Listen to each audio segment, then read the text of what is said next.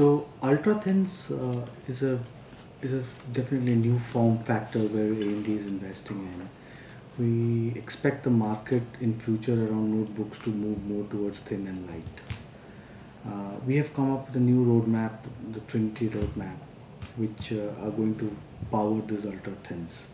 Our USPs are three basically. One, we will have almost 1.5 times the battery life, almost a all-day power, 12 hours battery life, and it's significantly higher than our competition.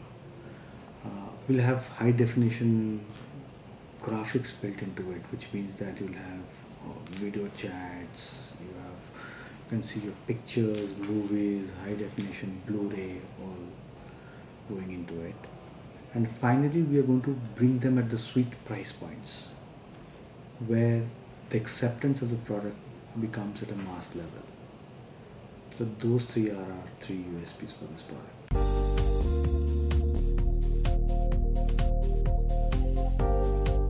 It's going to come with various screen sizes, various price bands, because our whole stack of AMD APUs is going to get into ultra thins, right? So there are going to be essentially three kinds of ultra thins: the mainstream ultra thins, the premium ultra thins, and the entry level ultra thins. Okay. Entry level ultra thins are similarly typically ultra portables, as we call them, which is typically the 11.6, the HP DM1, the Sony YB, Acer AO722, which the ones which are doing very well right now. And then we go into the mainstream ultra thins, where we'll have typically the HP Slickbooks and the Samsung and the Acers coming in. And then we have the premium class of ultra thins, where typically you'll have the NV of HP, the 5 series of Samsung coming in. So it's and all these three categories will start from a price band of about 22,000-23,000 in Indian market. We go all the way up 45,000-50,000. So what essentially this will do is it will explode a new market and will bring in more relevance to the mobility form factor, because consumers are looking for all devices that are always on and they're always connected. And this is something our ultra thins will cater to them over a period of time. Along with this, we'll have a lot of applications that are there in our Trinity roadmaps, which will talk about something like a movie shake feature. For example, you are on a holiday, you take your own videos, with your children or with your family. You come and download it onto your laptop. What happens is a lot of shakes that happen. What our steady video feature in ultra thins will do going forward, our Trinity platforms will do going forward, is it will normalize them and the shakes will go away. Suppose you want to see a picture and you shot that picture in a background which is not making the picture come out very well. We have got something called the AMD Perfect feature, which is AMD Perfect Picture, which is going to come in, which is going to bring the background nuances perfect so that you are able to see the picture clear. So those are some of those advantages that a consumer will get, and at a mainstream price points, and almost 1.5 times battery life than our competitor. The acceptance of OEMs have been very good. The initial acceptance of retailers have been very good. If I have to give you some figures, we have some of the highest number of design wins so far in our history on a Trinity platform, which means our OEM partners are really lapping up and we are having wins every day. Our retailers obviously are very enthused about this product.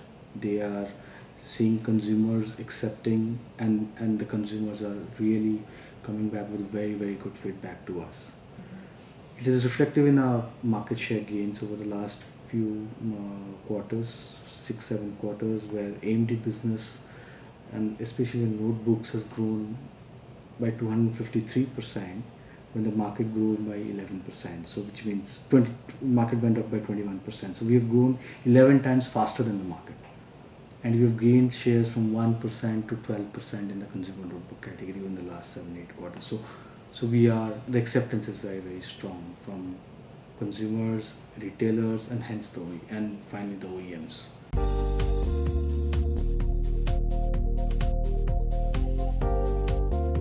It actually depends on the design the OEMs adopt around this product. It depends a lot on the screen size. My whatever I have seen on the first laptops that have come out, our DM1s of HP are about 9 hours right now. I expect between 8 to 9 hours to be there on our ultra thins.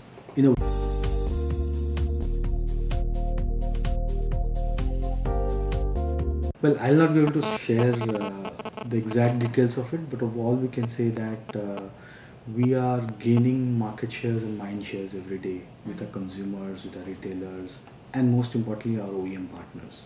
So all of them have really come back and they have really come behind us and said, here is a good product, and here is where it keeps our consumers happy. Well, I'll not give an exact number, but all I can tell you is that we will be looking at definitely around similar levels of growth. The challenge of this IT industry has been the penetration levels. It's only 8%. If you compare that with the telecom industry, it's about the tele density is about 70% as measured by the subscribers. Now, if we are able to improve our penetration rates, right, I don't think we should be worried about the growth in India. So challenge therefore it is for us as industry players how to improve our penetration levels in the country. Penetration is obviously a factor of the value proposition of the product. If consumer sees a value in the product, he buys this. Yes, the economy right now is not the best of shape right now, but we are very hopeful that it will turn around and we should have the similar India growth story going forward.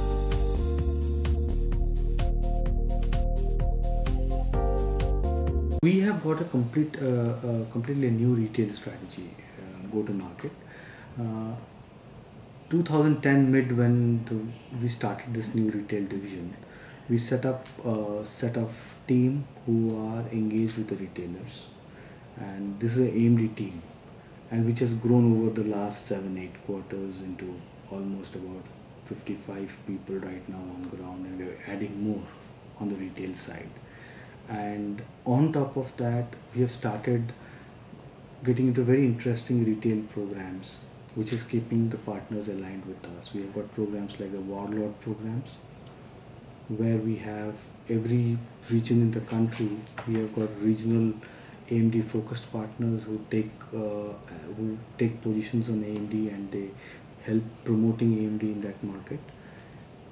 Then we have got something called the AMD Connect program, which is basically the small mom and pop stores who are focused on selling AMD.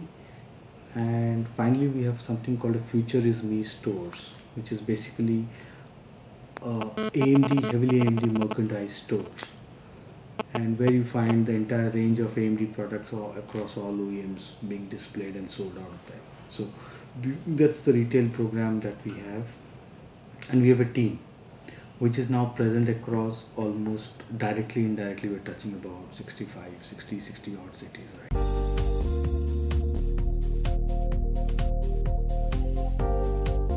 Future is Me store is basically a heavily merchandised AMD store where we do it by selection and nomination. People who are focused on AMD and have the desire to display all our entire end-to-end technologies to the consumers are the ones we select. Well, the criteria and the takeaways and the giveaways is something that I cannot share directly, openly. But yes, people who are interested in selling and partnering with AMD over a long period of time, we are, and they are the ones we are looking out for. We are not looking at any short-term measures. We're looking at a long-term engagement model through Future. Good question. So right now we have about 6 of them, and we are expanding much more. Right, we will be expanding much more, and we are going to class A, B, C city. You have Future is Me store in Delhi, for example, in Nehru Place. We have a Future is Me store in Varanasi as well. We have it in Calcutta, we have it in Cochin. So the expansion is going to be there very aggressively as we move forward. But I will not be able to divulge the numbers at this point. It's A, B, C class of cities. So we'll go into all classes. And if the cities become even smaller, then we get the AMD Connect store. We have a large store. It will be at least as 500 to 1,000 square feet store, Whereas Future is Me are typically your tier 3 or your small mom and pop stores. That's the difference. The scale of the business is different.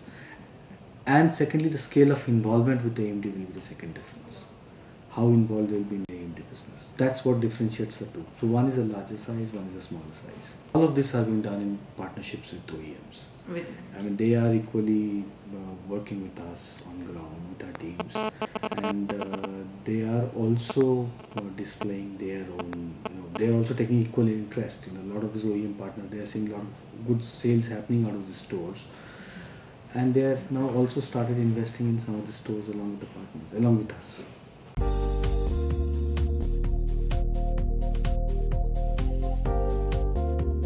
Well, I'll not be able to give you much details around this, but what I can tell you is that it is a very good. I mean, AMD and ARM have got together in a very significant agreement where we will be licensing something called a trusted zone of ARM, which is a security solution, which will be securing and powering the next billion devices across the globe. Right. Apart from it's a significant and we firmly believe that over the next 2-3 years they will start getting integrated into our roadmaps, and we'll see them into many of the devices of tomorrow.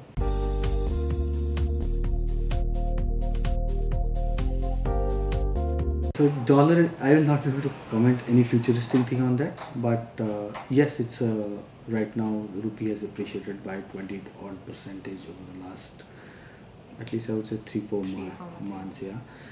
Yes, it has also impacted our pricing of our CPU business. Yes, it has impacted the entire industry, across industry. So yes, I'll not be able to say how the dollar will remain in future. It depends on the government policies and everything. So, but yes, it's also impacted our prices. So in fact, that's an opportunity for AMD. Okay. In fact, because we have got a complete stack and we have got very strong product propositions at the entry level, be it the price, be it the battery life, be it the high definition graphics, we see that as an opportunity, and because we are able to play in a lot more price points,